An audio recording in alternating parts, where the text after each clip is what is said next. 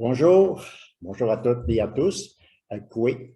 Alors, je vous dis tout de suite que la présente conférence est enregistrée pour diffusion ultérieure. Alors donc, pour amorcer la reprise en main de notre devenir collectif, nous lançons aujourd'hui une invitation, une réflexion sur les trois axes qui soutiennent l'attention de nombreux groupes et militants et militantes du Québec, soit la justice sociale, la justice climatique et la démocratie.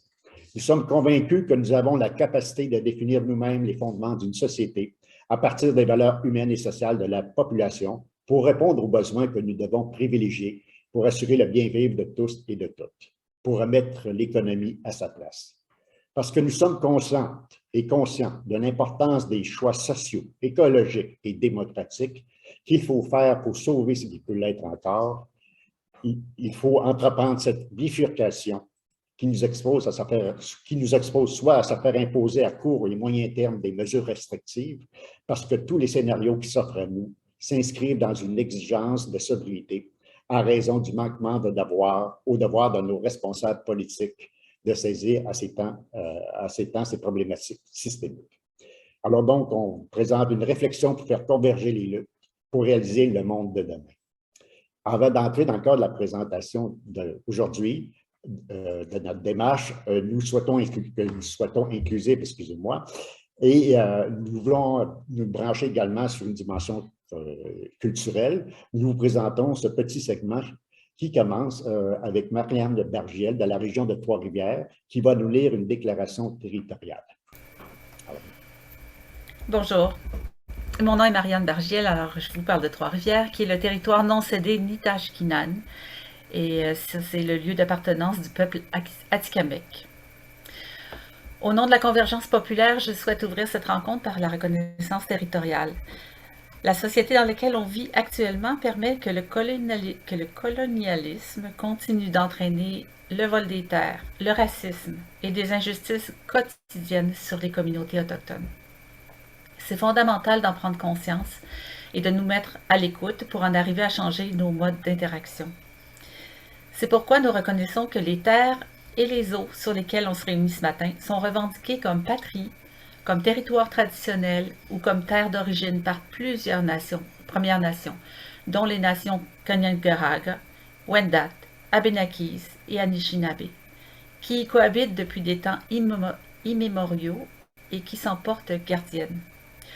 Tiohtià:ke, actuellement connu sous le nom de Montréal, se situe en territoire autochtone non cédé.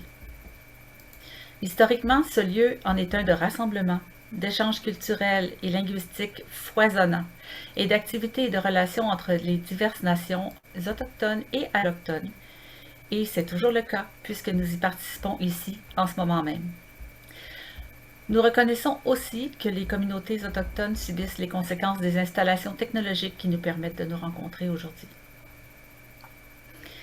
Nous tenons à exprimer notre profonde gratitude à leur égard pour les gains réels qu'elles ont obtenus et continuent d'obtenir sur le plan environnemental en s'interposant pour protéger tantôt une forêt, tantôt le caribou, tantôt une rivière contre des intérêts financiers qui n'en ont absolument rien à faire de la beauté du monde, ni du fait que ce monde, cette nature, c'est aussi un habitat et une source de nourriture pour d'innombrables espèces vivantes, incluant des humains. Nous soutenons les luttes autochtones pour l'autodétermination, pour leurs droits et pour la protection du territoire. Nous vous invitons aussi à vous informer à propos des diverses actions qui ont cours actuellement et à aller les appuyer et à consulter les ressources qui nous apprennent à mieux écouter pour aller véritablement, solidairement à leur rencontre. Ce dont on vous parlera aujourd'hui, c'est aussi l'héritage de nos interactions des 500 dernières années avec les premiers peuples. Maintenant, place à l'artiste slameuse Véronica Rioux qui nous propose une réflexion tout en rythme et tout en parole sur la démarche de l'Assemblée populaire.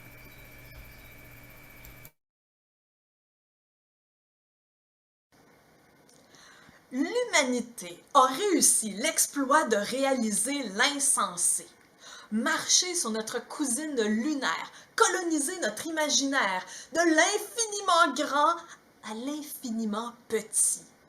faire fondre des neiges dites éternelles, épuiser chaque année en à peine 7 mois toutes les ressources que la Terre en prend 12 pour générer. Triomphe ou dérape de notre génie humain? On n'est pas tanné de se demander quel sera notre lot, notre prix à payer à la loto climat? Ou pour quelles précieuses ressources on risque de se faire déclarer la guerre? Imaginez qu'est-ce qui se passerait si, au lieu de la soif de pouvoir et de profit, on jumelait à ce génie humain le souci de la vie. Hey, on a réussi à recoudre le trou dans la couche d'ozone. On doit bien être capable de retricoter notre rapport à la terre-mère, à nos semblables, de repriser le filet social avec le fil de la justice et de l'équité pour y rattraper toutes les personnes vulnérables qu'on avait pu échapper. Puis de répondre enfin à nos vrais besoins, décrocher un peu de nos écrans pour mieux nous ancrer, bien enracinés dans notre territoire, branchons-nous au vivant. Pas dans 20, ni même 10 ans, c'est trop loin, maintenant. On a déjà commencé à dérégler les saisons, il n'y a plus de printemps à perdre. Car c'est tout le système économique, financier, politique qui doit faire face à une profonde remise en question. Une transformation gigantesque, certes, mais qui n'est rien devant le risque titanesque qui nous pend au bout du néant, qui nous attend si on se campe encore dans l'inaction. Allons, retroussons-nous les manchettes, changeons l'actualité, faisons de ce chantier le plus grand chef-d'œuvre que notre collectivité aura jamais créé, bâtir un monde juste et vivant, où la richesse sera redistribuée, la discrimination, l'exclusion et l'exploitation reléguées au passé, où les écosystèmes vivront leur régénération, les énergies fossiles seront la prochaine et unique grande extinction. Et au cœur de cette nouvelle démocratie s'insinueront les grands principes sociaux et écologiques, portés par l'entraide, la confiance, l'empathie, toutes et tous épanouis et égaux, autonomes et solidaires. Oui, la crise nous guette et la colère gronde, mais l'espoir crie plus fort encore. Le temps est plus que jamais venu de l'écouter, d'agir et se mobiliser, de converger vers l'union ultime de nos forces. La rage au cœur deviendra courage, et on retissera la toile de notre plus noble instinct, le plus puissant de notre génie humain, le lien. Ce monde tout neuf à bâtir est encore en pièces détachées. Allons l'assembler.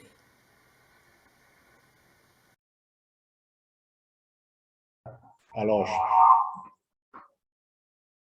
merci Véronica. Alors, changer les biens pour les liens, c'est un très beau programme. Alors, je vais laisser la parole maintenant à Bertrand Guitard qui va nous présenter la démarche de la convergence. Merci Jacques. Bonjour tout le monde. Merci d'être là pour ce lancement ce matin. On est très content d'être avec vous. Donc, les travaux de la convergence ont débuté à l'été 2020, fin de l'été 2020, en réunissant des militantes et des militants soucieux que la sortie de crise soit l'occasion d'apporter des changements fondamentaux à notre organisation sociale, économique et politique dans le sens de la justice écologique, de la justice climatique, de la justice sociale et de la démocratie. Quelques mois plus tard, en janvier 2021, la Convergence publiait une déclaration intitulée « Justice écologique, justice sociale, même combat ». Cette déclaration-là a été signée par une soixantaine d'organisations et plus de 400 individus. Elle a été reprise dans des hebdomadaires régionaux et ça fait en sorte que de plus en plus de gens et de groupes l'ont signée et l'ont adoptée. Donc, quelques semaines après la publication de la déclaration, les travaux de réflexion et d'organisation de l'Assemblée populaire ont débuté. On est très heureux aujourd'hui de pouvoir annoncer publiquement la tenue de l'événement. L'objectif général de l'Assemblée populaire de convergence est de réunir toutes les personnes qui partagent nos inquiétudes communes en matière de justice écologique, justice sociale et démocratie. Face au constat troublant que nous pouvons faire à ces trois niveaux, les orientations seront soumises à la réflexion des participantes et des participants dans l'espoir que des consensus forts et rassembleurs en ressortent. La démarche se déroulera en 2 temps. L'Assemblée populaire nationale du 11 juin elle-même, sortez vos agendas le 11 juin 2022, va regrouper des personnes de partout au Québec au Québec et va être précédé durant les mois d'avril et de mai de rencontres régionales et locales qui auront pour objectif de permettre une première appropriation et un premier échange sur les orientations proposées par le comité organisateur de l'Assemblée populaire.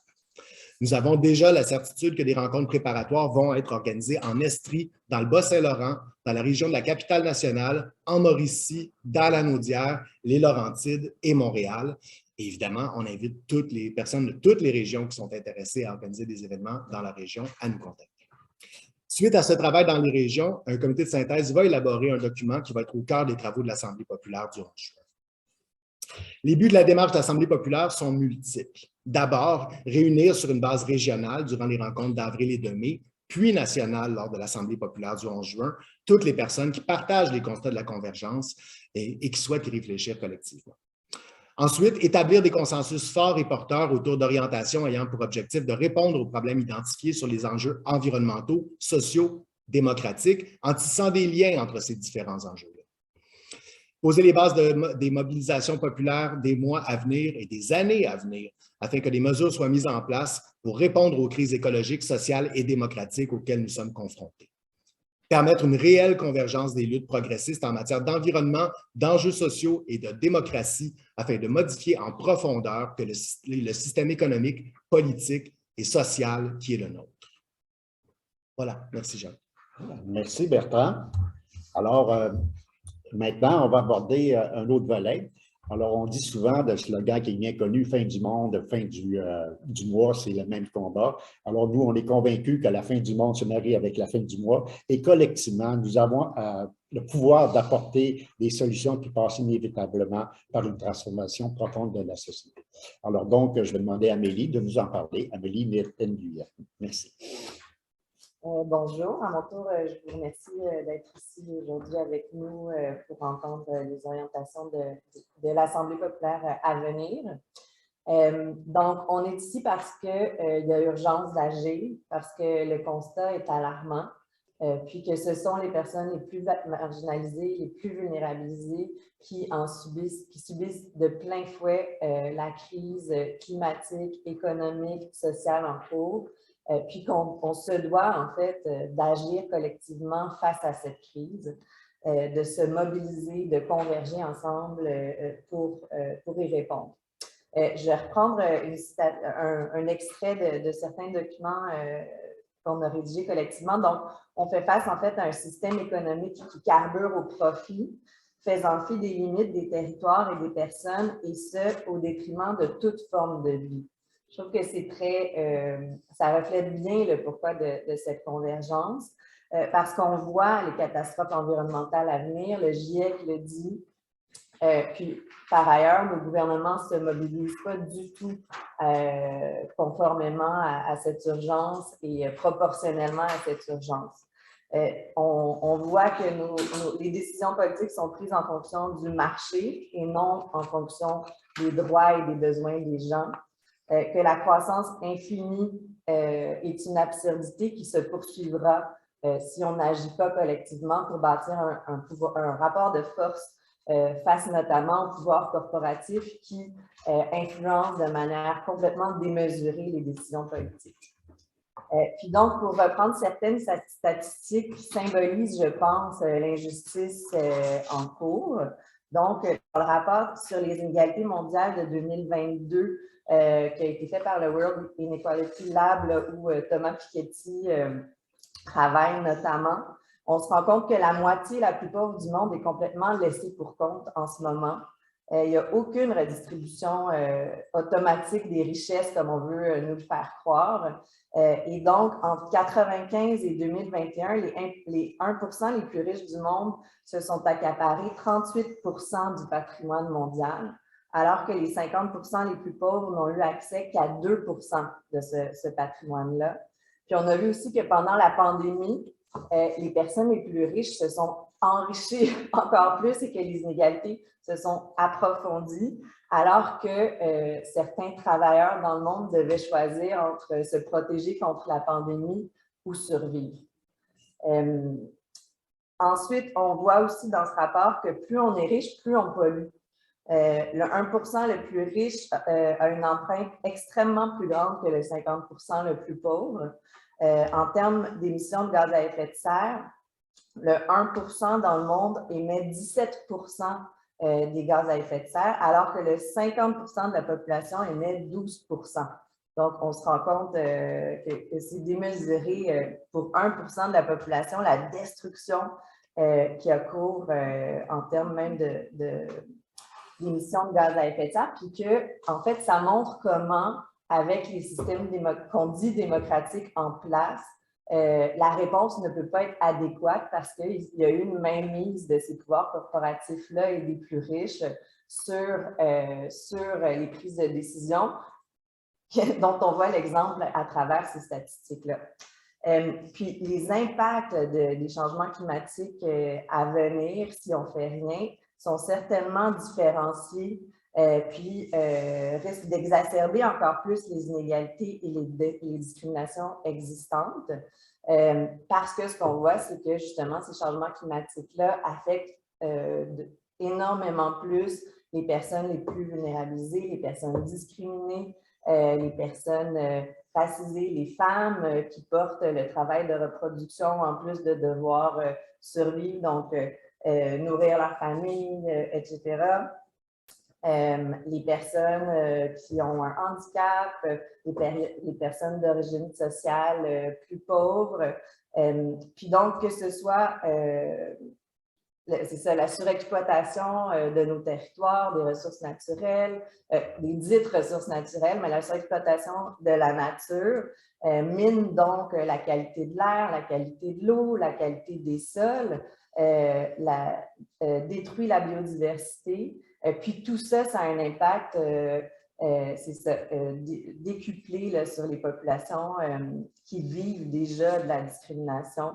C'est qu'on pense aux déchets qui sont brûlés en Inde, nos déchets exportés en Inde qui sont brûlés, qui causent des cancers chez les recycleurs et recycleuses de déchets. On pense aux mines canadiennes qui vont détruire des territoires, qui vont contaminer l'eau dans tellement de pays dans le monde, à la surexploitation des ressources, à la production industrielle qui contamine la nature pour nourrir notre consommation effrénée ici dans le Nord.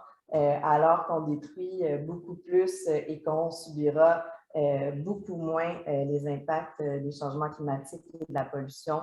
On pense aussi aux travailleurs précaires, aux travailleurs migrants informels qui n'ont pas accès à des protections sociales telles que celles auxquelles on a accès ici en termes de soins de santé, d'éducation, de retraite, de tout le filet social n'est pas accessible à la majorité du monde. Et donc, dans la réponse à cette crise globale, mondiale, on doit penser l'adaptation et la transition afin qu'elle n'accentue pas ces discriminations-là et ces vulnérabilités-là existantes.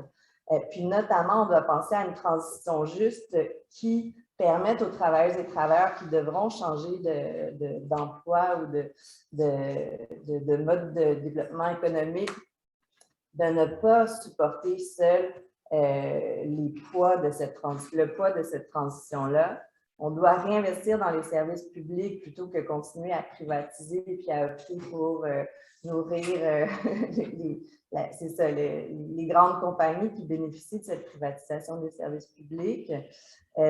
Puis une autre chose que je voulais dire aussi, c'est qu'il y a déjà des personnes à travers le monde qui résistent à la destruction de ces territoires-là, notamment les populations autochtones, on l'a dit plus tôt, mais qui sont victimes d'une répression extrêmement forte parce qu'elles font face au pouvoir corporatif, à une résistance énorme et souvent violente, parfois avec la complicité des gouvernements. Puis donc, ça aussi, c'est un enjeu démocratique lié à la crise qu'on vit. Puis on doit se solidariser de ces personnes qui défendent ces territoires-là pour nous, en fait, pour l'ensemble de l'humanité et non seulement pour leur communauté localement.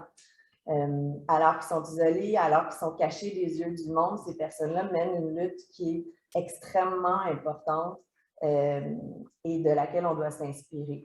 Donc, je pense que tout ce que je viens de dire comme exemple montre bien comment On doit changer le modèle démocratique, puis c'est un peu une pratique de ça qu'on souhaite faire avec l'Assemblée.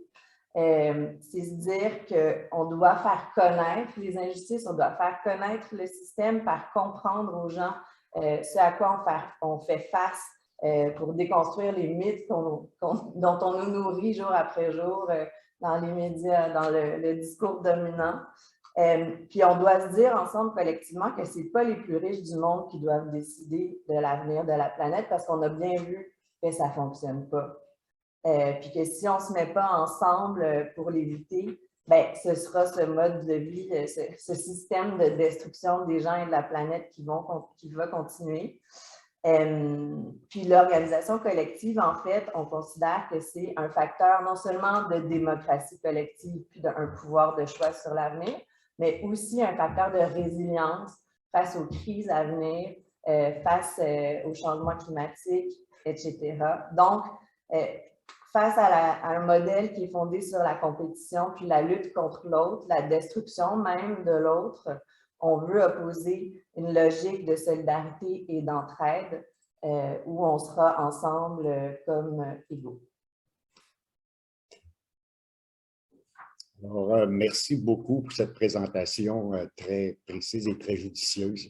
Alors, cette convergence des luttes, on veut la construire ensemble. Nous la voulons inclusive, respectueuse. Et pour ce faire, nous allons travailler à définir notre mission et les valeurs qui vont sous-tendre cette organisation. Ce voilà l'ADN de notre démarche. Alors, je vais demander à Fernand Hébert de nous présenter cette vision et nos valeurs. Voilà. Bonjour tout le monde, merci d'être avec nous. Qui sommes-nous?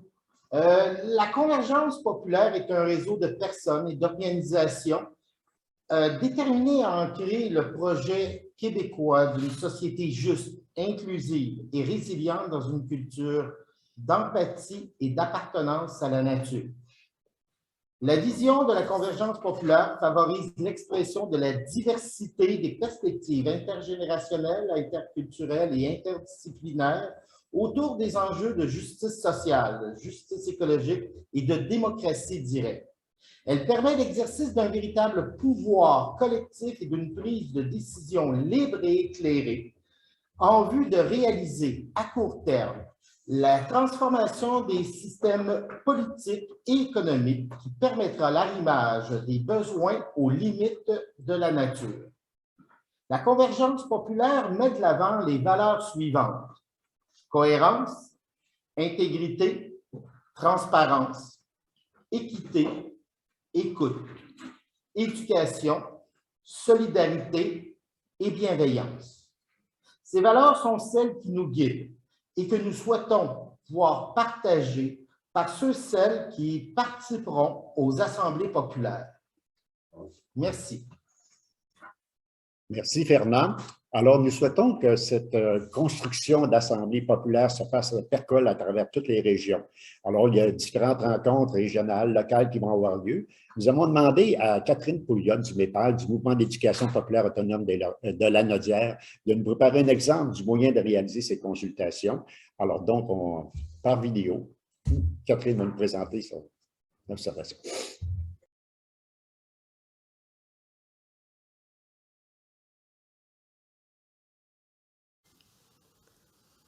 Bonjour, je m'appelle Catherine Pouliot, puis je vous parle présentement en différé de Saint-Émilie de l'Énergie sur le Nitaskinan, qui est le territoire non cédé du peuple Atikamekw. Ils sont d'ailleurs présentement en lutte pour la protection des forêts. Alors, je vous parle à titre de coordonnatrice du MEPAL, le Mouvement d'éducation populaire autonome de la Naudière. C'est nous qui allons organiser avec des partenaires l'Assemblée populaire du 11 juin dans la Naudière. Donc, c'est à ce titre-là qu'on m'a demandé de vous parler pour expliquer un peu comment on allait s'y prendre dans la Naudière pour l'Assemblée populaire. Donc, dans le fond, nous, au MEPAL, on est un regroupement d'organismes de la région, c'est de Repentigny jusqu'à Saint-Michel-des-Saints, des organismes communautaires autonomes. Donc, on a des maisons de la famille, des maisons de jeunes, beaucoup d'organismes en défense de droits, que ce soit au niveau du logement, de la dignité, des centres de femmes. Donc, notre plan, c'est de vraiment miser sur les rencontres avant l'Assemblée populaire. Donc, ce qu'on veut faire, c'est envoyer des outils, puis nous se présenter aussi dans les groupes, dans les villages, pour ouvrir la discussion, parler aux gens. Donc, multiplier les petites rencontres dans lesquelles on va aborder soit les constats du document, là, des outils au niveau de l'Assemblée populaire, ou sinon les revendications. Ça peut être une, ça peut être trois, ça pourra être toutes, selon les personnes qui sont avec nous, où est-ce qu'ils sont rendus dans leur réflexion, qu'est-ce qu'ils ont envie d'aborder, est-ce qu'on les rencontre plus qu'une fois, est-ce qu'on va les voir, ensuite on les laisse avec des outils pour continuer la discussion avec leurs membres dans leur organisme. Donc, ça va être vraiment plein de manières différentes de fonctionner. On va prendre les outils dont le lancement est aujourd'hui, puis on va les adapter à chaque personne, à chaque groupe de personnes. Donc, ça va dépendre de ce que les gens ont envie. J'ai commencé les appels. Il y a quand même une bonne réponse à ce niveau-là. Puis, ensuite, ce qu'on va faire, c'est qu'à l'Assemblée populaire du 11 juin, on va essayer d'inviter le plus de monde possible, sans se mettre trop de pression. On est une grande région. Juin, c'est toujours des gros mois pour les gens dans le coin, un gros mois. Donc, on va essayer d'être le plus possible, mais à tout du moins, peu importe combien on aura toute l'information qu'on est allé collecter, tous les avis, les discussions qu'on est allé collecter avant le 11 juin, un peu partout, ce qui va nous permettre d'avoir un meilleur portrait de ce que les gens pensent dans les communautés. Puis on ne voit pas ça comme une fin non plus. On a envie après ça de partir de ces discussions-là, de retourner dans les groupes, de continuer à en parler, parce que c'est sûr que pour arriver à quelque chose, ben, il faut se parler, multiplier les conversations, puis c'est ce qui suscite l'engagement aussi, puis un sentiment d'avoir un pouvoir sur nos vies, puis une capacité de changement et d'action. Alors voilà, je ne serai pas là pour les questions, mais on se reparle. Bonne lutte, solidarité. Merci. Catherine. Merci, Catherine. Alors, nous abordons la période de questions pour clore la conférence de presse. Est-ce qu'il y a des questions dans la salle? Du côté électronique, monsieur est-ce que c'est bon? Alors, donc...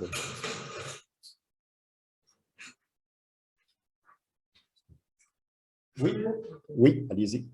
Est-ce qu'il va y avoir une façon de suggérer des enjeux pour des gens qui ne veulent pas nécessairement participer, mais seulement dire un enjeu qui leur tient à cœur, qui soit soulevé? Dans le fond, nous allons avoir un guide pour soulever les questions, les enjeux. S'il y a d'autres enjeux qui sont abordés, bien, nous, on va les recevoir. Il y a un comité qui va recevoir toutes les propositions de l'ensemble des régions et des groupes locaux. Et à ce moment-là, il y aura un tri qui va se faire. Puis là, oui, c'est possible. Donc, oui, c'est possible de le faire. Si tu permets, Jean. J'ajouterais que c'est aussi le rôle des rencontres régionales là, de faire ce travail préalable-là, de voir s'il manque des choses dans les orientations qui vont être soumises. Mais évidemment, il y a une adresse courriel, vous pouvez envoyer vos commentaires. Mais l'idée, c'est vraiment de susciter la réflexion collective. Donc, dans un monde idéal, on participe aux rencontres. C'est au moment des rencontres, par le débat, par les échanges, par les discussions, qu'on en vient justement à identifier ce qui est prioritaire, ce qui est important, ce qui préoccupe les gens finalement. Par contre, au niveau personnel, il n'y a rien qui vous empêche d'organiser un petit groupe entre amis pour favoriser la discussion et amener les idées à un partage et à nous faire connaître les résultats. Okay? C'est que oui, ça c'est faisable. On s'adresse autant aux individus qu'aux organisations qui militent déjà. On veut rejoindre le plus grand nombre possible pour pouvoir faciliter cette discussion, cet échange-là et en arriver à des consensus nationaux, régionaux et locaux. Merci. Oui. En quoi est-ce que votre projet est-il différent de ce qui existe déjà? Parfait. Merci, Bertrand. C'est-à-dire qu'évidemment, on s'est beaucoup inspiré d'ailleurs de l'excellent travail qui se fait dans les coalitions et les groupes qui existent déjà, notamment dans la rédaction des orientations. Ce qu'on pense, c'est que la convergence populaire, s'adressant d'abord et avant tout aux personnes et non pas, ce n'est pas une coalition de groupes, ce n'est pas une coalition d'organisations qui ont déjà leur propre mandat, qui ont déjà leur propre, leurs propres orientations. Évidemment, les personnes qui sont membres de ces groupes-là sont invitées à participer. Mais l'idée derrière les rencontres, ce n'est pas d'arrimer les mandats des différentes organisations, mais vraiment de laisser une place pour les personnes.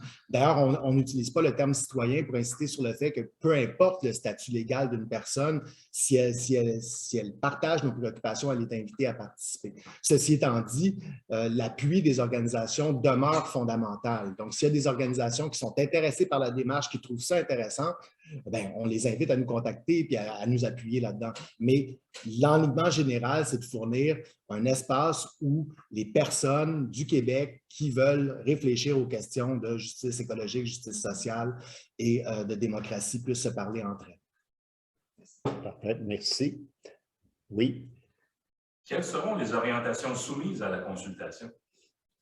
Est-ce que tu veux élaborer un peu là-dessus? Je peux y aller. C'est certain que, étant donné qu'on veut que ce soit un processus démocratique de la base de co-construction, on ne veut pas s'avancer aujourd'hui avec des orientations précises pour éviter de teinter le débat, pour éviter de... on me dit de regarder la caméra, ce que je vais faire.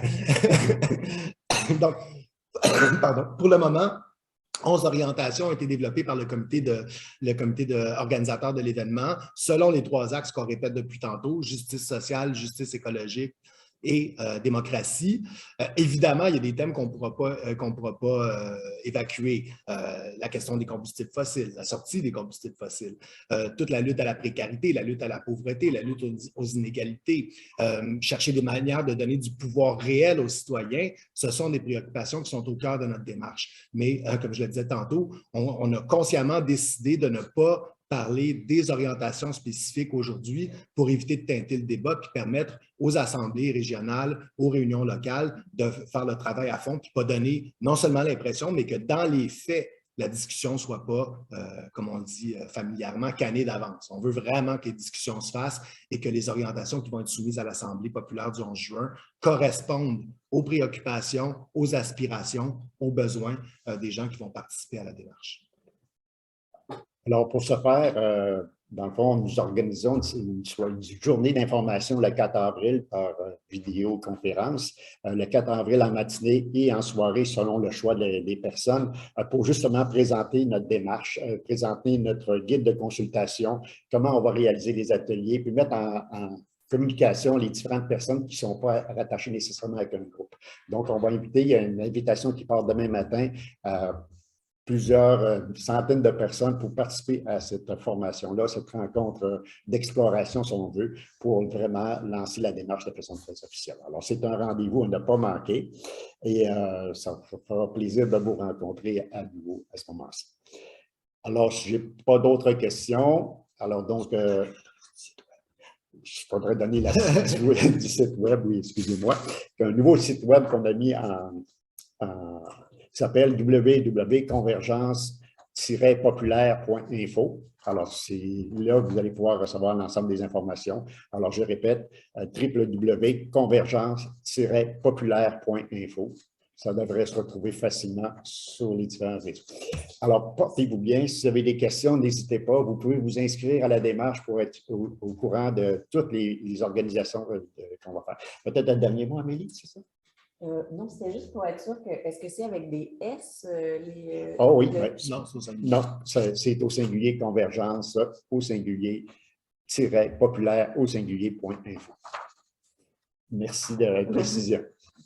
Alors, merci beaucoup. Merci de votre écoute et au plaisir. À la prochaine. Merci. Merci. Bonne journée. Bonne journée. Merci beaucoup, puis au plaisir de vous voir lors des assemblées. Merci, bonne journée.